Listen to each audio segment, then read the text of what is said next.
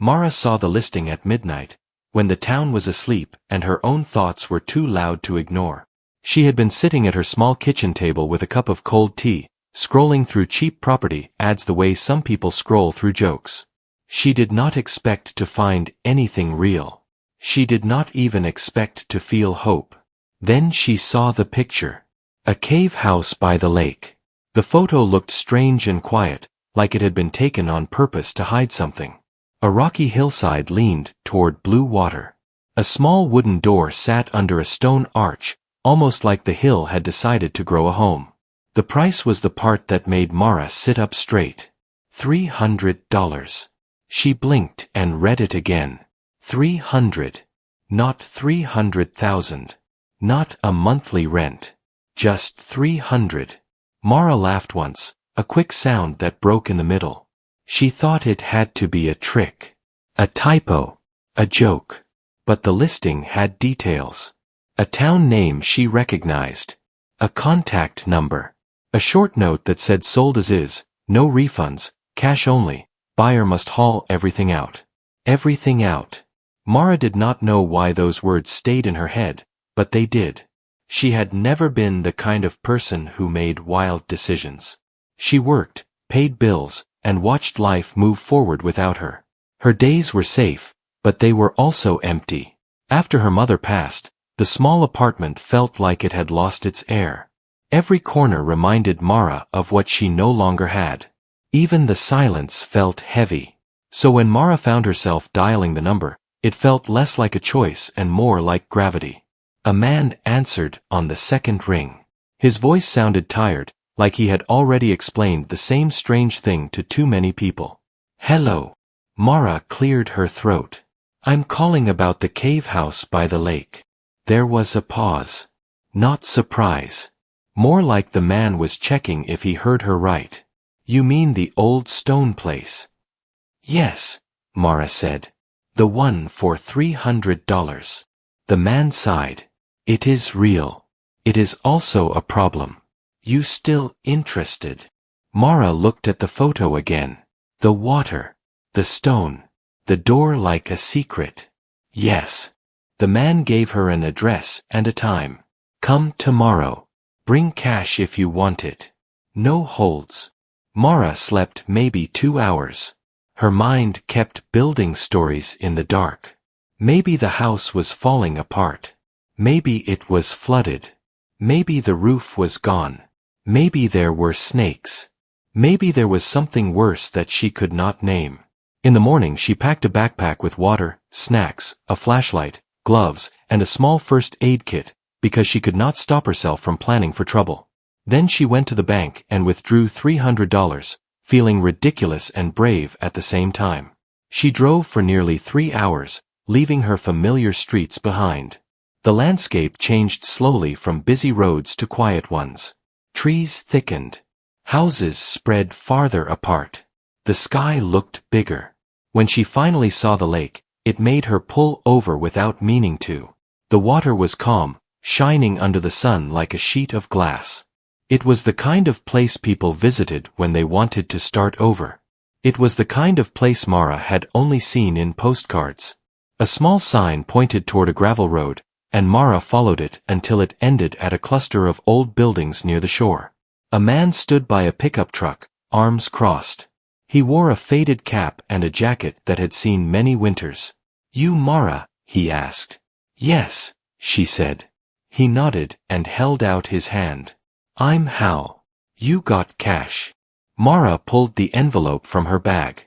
Hal did not count it right away. He looked at her face instead, like he was trying to decide something. You know it's not normal, he said. Mara managed a small smile. I guessed that. Hal rubbed his chin and glanced toward the hillside. People see the price and they come smiling.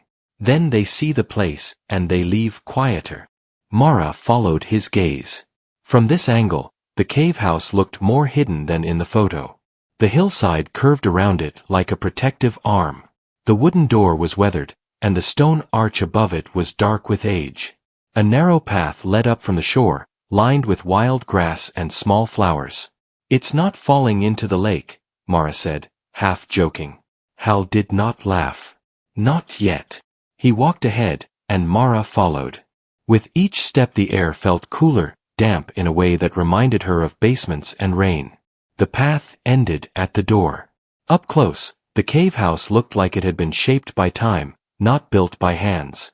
The stones around the entrance were smooth in places, rough in others. A small window was set into the rock, covered by a rusty metal grate. Hal pulled a key from his pocket and fit it into the lock. Before turning it, he looked at Mara again. "If you buy it, it's yours," he said. "No calling me later saying you changed your mind." Mara swallowed. "Why is it so cheap?" Hal's eyes narrowed. "Because folks don't like what they don't understand." Then he turned the key. The lock clicked, and the sound felt louder than it should have been. Hal pushed the door open, and a smell rolled out. Not a bad smell. Not rot. More like cold stone, dust, and something faintly sweet, like old wood. Mara hesitated at the threshold. The inside was dark, but not empty. She could see the shape of a small room beyond the doorway, carved into the rock. A lantern hung from a hook. A table sat against one wall. A shelf lined another. The air was cool enough to raise bumps on her skin. "This is it," Hal said. "Cave house." Mara stepped inside. Her footsteps sounded strange on the stone floor. The space was larger than she expected. The first room opened into a deeper chamber, and then another. It was not just a hole in a hill. It was a home. Hal walked behind her, pointing as he spoke. "There's an old water line, maybe works, maybe not. There's a small stove. There's a vent pipe. There's wiring, but I wouldn't trust it until you get someone to look. The roof is the hill, so no leaks like a normal roof, but damp is always around." Mara turned slowly, taking it all in. The walls were raw stone, but someone had smoothed parts of it. Someone had built shelves into the rock. Someone had hung curtains at the openings between chambers. Someone had tried to make this place feel warm. "What happened to the owner?" Mara asked. Hal's shoulders lifted and fell. "Old lady named June. Lived here alone. Died last year. No kids. No family claiming it. Town took it. Town didn't want it." Mara's heart tugged at the idea of an old woman living alone inside stone walls by the lake. It felt too close to the life Mara was already living, just with better scenery. "She lived here for long?" Mara asked. "Long enough," Hal said. Mara walked into the second chamber, where the air felt even cooler. There was a narrow bed against the wall with a folded blanket on it. There was a small dresser. There was a stack of books on a crate.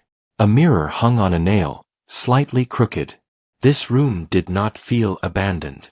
It felt paused. Mara turned to Hal. "Why didn't anyone take the things?" Hal shrugged. "Town said buyer should haul it out. Saves them the trouble."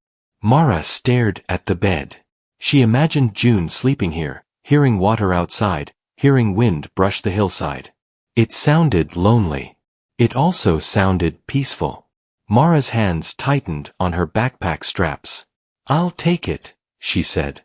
Hal looked at her for a long moment, as if waiting for her to laugh and admit she was joking. When she did not, he nodded once. "Your choice," he said. They went back outside, and Mara handed him the cash. Hal counted it quickly, then pulled a folded paper from his truck and a pen. It was a simple sale agreement, written in plain language. Mara read it twice, signed her name, and watched Hal sign his. He handed her the key. The metal was cold in her palm, heavy like a promise. "Don't say nobody warned you," Hal said. Mara slipped the key into her pocket. "Warned me about what?" Hal glanced toward the lake.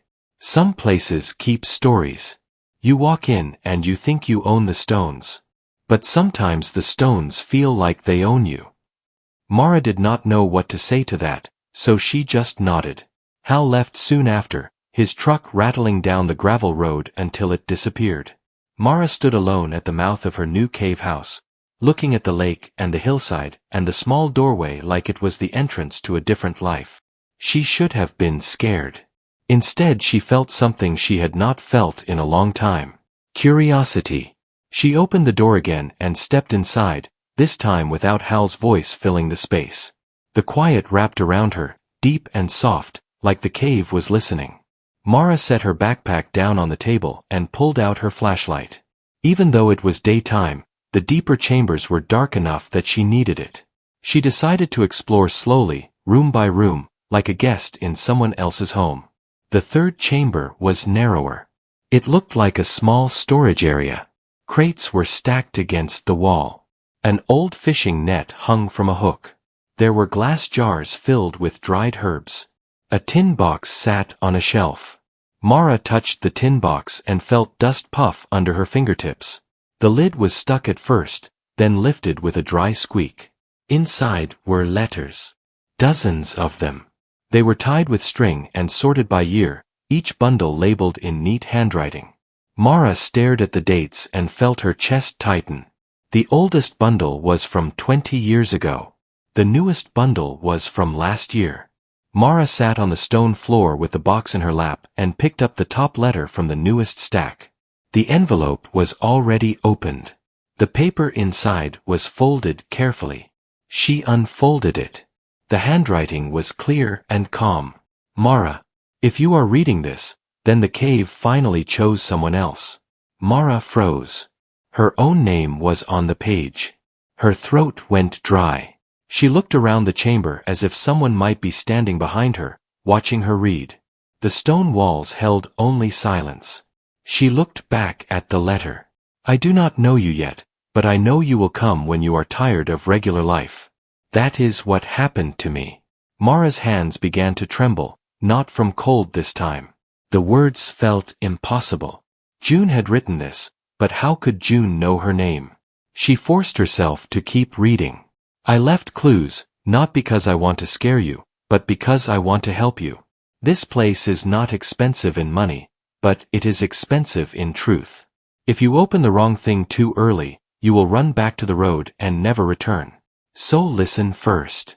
Mara's heart pounded.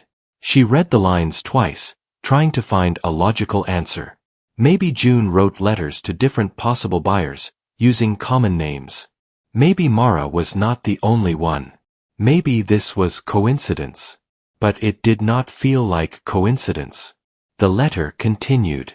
In the fourth chamber, behind the curtain with the blue patch, there is a stone that looks like it does not belong.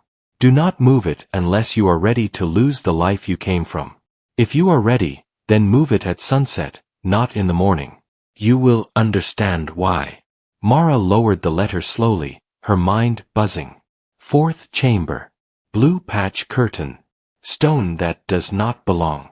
Mara stood up and shined her flashlight toward the passage leading deeper. The cave seemed to stretch farther than she had noticed before, like it had been waiting for her attention. She took a step, then another.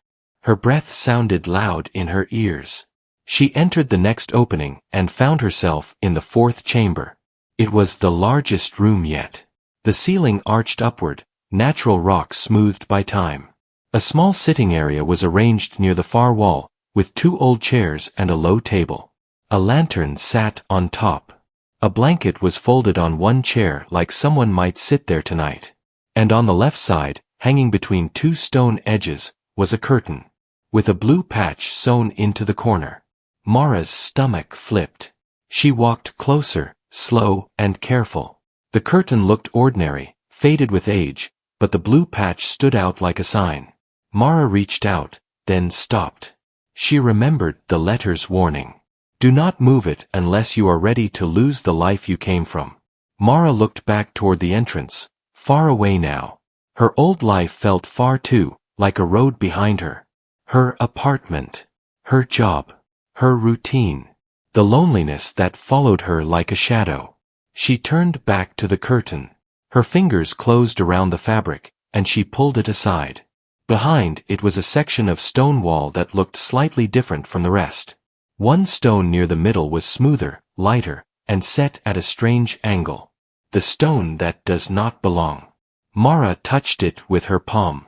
It felt cool, but not as cold as the others, almost like it carried warmth from somewhere deeper. She leaned closer and saw a thin line around the edges. It was not part of the wall. It was a door. Mara stepped back, letter still clenched in her hand. Her flashlight beam shook on the stone.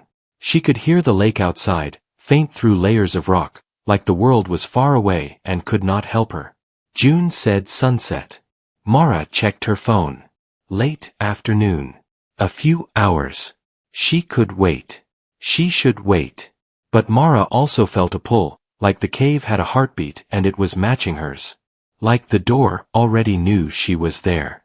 Mara sat on the stone floor in the fourth chamber and stared at the hidden stone door until the light outside began to soften. The air grew cooler. The shadows deepened. The cave seemed to breathe. And when the last bright edge of afternoon slipped away, Mara stood up, placed both hands on the stone, and took a steady breath. She pushed. The stone shifted. Not much, but enough to prove it could move. Mara's eyes widened. She pushed again, harder. The stone slid inward with a low grinding sound, and a dark opening appeared behind it, tall enough for a person to step through. Cold air poured out, carrying a scent that was not stone or dust. It smelled like paper. And something else.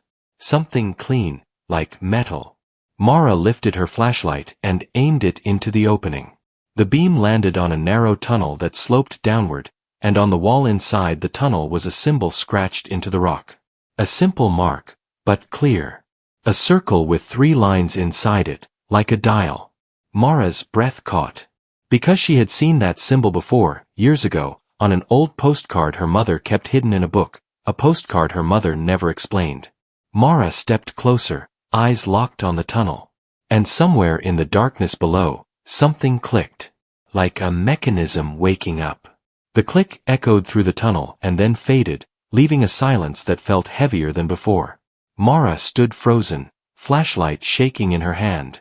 The air coming from the hidden passage felt colder now, sharper, like it had been sealed away from the world for a long time and did not like being disturbed. She listened carefully. No footsteps. No voices. Just the soft sound of the lake far away and her own breath moving too fast. Mara told herself the click could be anything. Old stone shifting. Metal reacting to air. A trick of sound in a narrow space. Still, her body stayed tense, every muscle ready to run. She aimed the flashlight deeper into the tunnel. The beam revealed narrow stone steps carved directly into the rock. The walls were smooth, worn by hands that had passed through many times.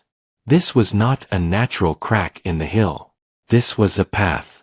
Mara stepped back and looked at the stone door she had moved. It was thicker than she expected, heavy and solid. Whoever built it did not want this tunnel found by accident. She thought about June. About the letters. About how calm the handwriting had been. June had lived here for years, maybe decades, knowing this was behind the wall. June had chosen to stay. Mara swallowed and stepped forward. Her foot touched the first step. It held firm. She moved slowly, testing each step before putting her weight down. The flashlight beam bounced along the walls, catching small details. Scratches. Marks. Tiny symbols repeated again and again. The same circle with 3 lines. Mara's chest tightened. This was not decoration. It was a sign. The tunnel curved slightly, then opened into a small chamber. The ceiling was low enough that Mara had to bend. The floor was flat stone, clean compared to the rooms above, as if someone had swept it not too long ago. Against one wall stood a metal cabinet. Mara stopped. The cabinet looked out of place in a cave. Its surface was smooth and dark, with a simple handle. No rust. No damage. It looked newer than everything else around it. Her heart pounded. "Why are you here?" she whispered, not sure if she meant the cabinet or herself. She stepped closer. The cabinet door was closed, but not locked. She could see a small label near the top. The writing was faded, but still readable. Archive 1. Mara's fingers hovered over the handle. The word archive made her think of libraries, records, history. It also made her think of secrets stored carefully, not thrown away. She pulled the handle. The door opened with a soft hiss, like trapped air escaping. Inside were shelves lined with folders and boxes. Everything was neatly arranged. Dates were written on the edges. Names were printed in clear ink. Mara picked up the nearest folder. Inside were photographs. Not old family photos. These showed places, buildings, roads, lakes. Some looked familiar. Others did not. On the back of each photo was a note, written by hand. Observation complete. Subject stable. No interference required.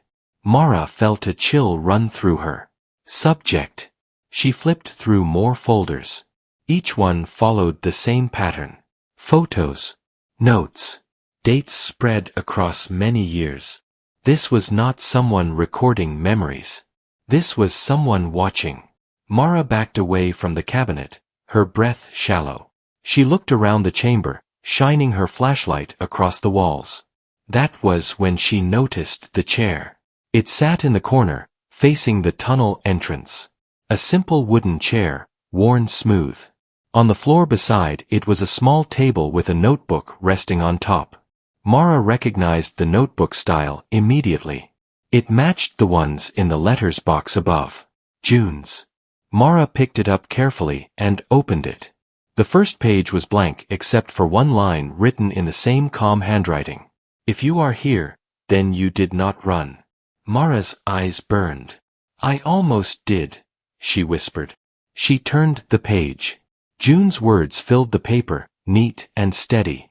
I found this place by accident, just like you. I thought the cave was the secret. It was not. Mara read faster now, hunger pushing aside fear. This land was watched long before the cave was made into a home. People think quiet places are empty. They are wrong. Mara paused. Her mind jumped to her mother's postcard. The strange symbol. The way her mother had hidden it and never spoken about it. June's writing continued. They observe certain people, certain paths. They do not rule. They do not guide. They wait. Mara's throat tightened. Who is they? She whispered. She turned the page. I never met them face to face. I only saw what they left behind. Records. Patterns. Warnings. Mara's hands shook slightly as she kept reading. They believe some lives touch more than one direction. Those lives attract change. Change attracts attention. Mara closed the notebook for a moment and pressed it to her chest. Her thoughts raced. Was June talking about fate? About destiny? About something watching from the shadows? She opened the notebook again. I was watched before I found the cave. I realized that when I saw my own name in the cabinet. Mara's breath caught. She spun back toward the metal cabinet and stared at it like it might move. Slowly, she stepped closer and scanned the labels again. Her light passed over many names. Then she saw it. Mara K. Her knees went weak. She grabbed the shelf to steady herself and stared at the folder with her name. Her mind screamed that this was impossible. She had never been here before today.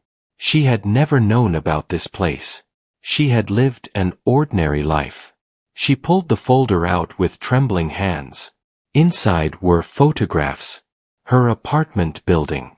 Her workplace. Her mother walking down a street years ago.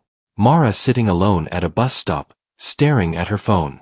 Mara's chest felt tight, like the air had been squeezed out. No, she said softly. The notes on the photos were written in the same style as the others. Subject shows pattern alignment. Loss event increased sensitivity. Observation continues. Tears blurred Mara's vision. She wiped her face angrily, trying to focus. You don't get to watch me, she whispered. You don't get to decide anything.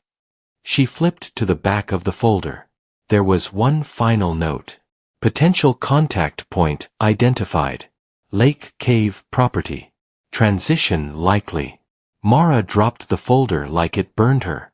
She staggered back and leaned against the stone wall, trying to breathe.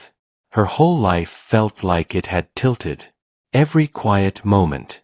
Every strange feeling she had ignored. Every time she felt pulled somewhere without knowing why. June knew. June had lived with this knowledge and chosen not to destroy it. Not to expose it. Not to run. Mara grabbed the notebook again and read the last pages. I stayed because fear only feeds the watchers. Choice weakens them. They observe paths, not decisions. If you choose to stay, they will not stop watching. If you choose to leave, they will follow until you settle again. This place is not a prison. It is a mirror. Mara slid down the wall and sat on the cold stone floor. Her mind replayed every word. If she left, nothing ended. If she stayed, nothing ended either. The watching did not stop. But the difference was choice. Mara wiped her face and stood up slowly. She looked at the cabinet, the tunnel, the steps leading back up to the cave house. The cave that had felt peaceful just hours ago. She picked up the notebook and tucked it under her arm. Then she walked back toward the tunnel entrance, her steps steadier now. Halfway up, she stopped. The air shifted again. Not cold this time. Warm. Mara turned slowly and shined her flashlight back into the chamber. At the far wall, opposite the cabinet, a section of stone had changed. A thin line glowed faintly, like light leaking through a crack. Mara's heart began to pound again. There is more, she whispered. She stepped closer. As she approached, the stone's surface rippled slightly, not like water, but like something responding to her presence. The symbol appeared again, brighter now, etched into the stone with a soft glow. The circle. The 3 lines. Mara raised her hand. The moment her fingers touched the symbol, the wall shifted inward silently, revealing a hidden doorway far larger than the one above. Beyond it was not a tunnel. It was a room. Bright. Clean. Filled with soft white light that did not come from any lamp she could see. And in the center of that room stood a table with one object resting on it. A small metal box. The same shape as the one in her mother's old postcard. Mara took one step forward, her breath caught between fear and wonder. Because she knew, without being told, that whatever was inside that box was the reason June stayed. And the reason Mara had been led here. Mara stood at the edge of the bright room, her eyes adjusting slowly. The light did not hurt, but it felt aware, like it noticed her noticing it. The stone walls here were smoother than anywhere else in the cave, almost polished. The air was warm and steady, not damp, not cold. It felt controlled. She took another step forward. Nothing stopped her. The room did not change shape or sound. It simply allowed her to enter. Mara walked toward the table, her footsteps quiet against the stone floor. The metal box sat in the center like it belonged there, perfectly placed. It was not locked. There were no markings on it. No warning. No symbol. Just smooth metal, cool and calm. Mara thought of her mother again. The postcard hidden in a book. The way her mother had gone silent when Mara asked about it. The way fear had lived behind her eyes for years.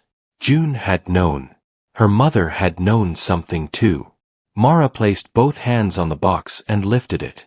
It was heavier than it looked, not in weight, but in meaning. She carried it to one of the chairs near the wall and sat down slowly. Her heart beat hard in her chest. She opened the box. Inside was not what she expected. No device. No weapon. No glowing machine. Inside was a stack of journals. Old ones. New ones. Some bound in leather. Some simple notebooks. Each had a name written on the cover. Mara reached for the top journal. June. She opened it and began to read. I stayed because I needed to understand myself. They showed me patterns.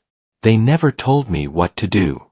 They only showed me what had already happened and what might happen again. Mara turned the pages slowly. June wrote about moments in her life when she felt pulled toward choices. When she avoided accidents by seconds. When she met people who changed her path forever. The Watchers had shown her the moments where life bent slightly, where one decision led to many futures. They did not force anything. They observed. Mara closed June's journal and picked up another. Her mother's name was written on the cover. Mara's breath shook as she opened it. Her mother had written about the postcard. About finding the cave years ago, before Mara was born. About being shown choices she was not ready to make. About leaving because fear felt safer than truth. I loved you too much to bring you here. But I always knew you would find it yourself. Tears slid down Mara's face. She wiped them away and kept reading. Her mother wrote about the Watchers losing interest when people stopped asking questions. When people chose comfort over curiosity. When people avoided change. That was why the cave had waited. Mara reached for another journal. Her own name. Her hands trembled as she opened it. The pages were blank except for the first one. You are not chosen. You are aligned. Mara laughed softly through her tears. Figures, she whispered. She understood now. The Watchers did not control lives. They watched points of change. People who reached crossroads and dared to look deeper. The cave was not a trap. It was a place where truth gathered. The box was not a prize. It was a record. Mara stood and walked slowly around the room. On the far wall, images began to appear, like reflections without mirrors. Moments from her life. Moments she remembered and moments she did not. Her mother smiling before fear took hold. June sitting by the lake, calm and steady. Mara at her kitchen table, scrolling through listings at midnight. Then new images appeared. Mara living in the cave house. Mara leaving and starting a different life elsewhere. Mara helping others find places where they could finally breathe. The images did not tell her what to choose. They showed her what was possible. Mara placed the journals back into the box carefully and closed it. The room remained bright, waiting. She took a deep breath and spoke out loud, her voice steady. I choose to stay.